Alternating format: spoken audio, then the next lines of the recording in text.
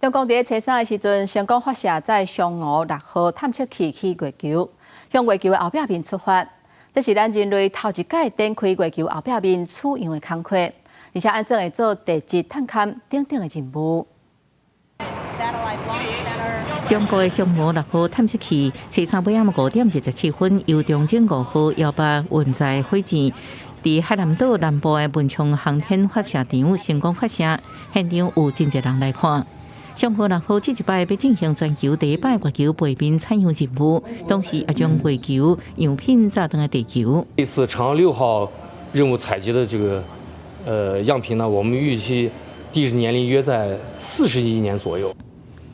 其实，中国嫦娥4号探测器2019年1月初3就已经成功登陆月球的背面，全球第一个。不过，无将样本炸登地球。人类到即马所有炸登地球的月球采样，采集点拢伫月球的正面。嫦娥6号这一摆甲嫦娥4号同款，有选伫月球南极爱托肯盆地来降落，是月球三大地铁之一，属于月球上上古老、上深的long潮的正造的盆地，有重要科研价值。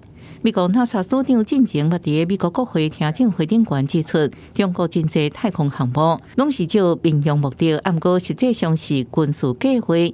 嫦娥6号这一摆也载欧洲太空总署、甲法国、意大利、甲巴基斯坦总共4个国际太空单位机器，想要来反驳美国指控。We know that it is literally a different place. It is made of different materials than the near side of the moon. It has a different history to the near side of the moon.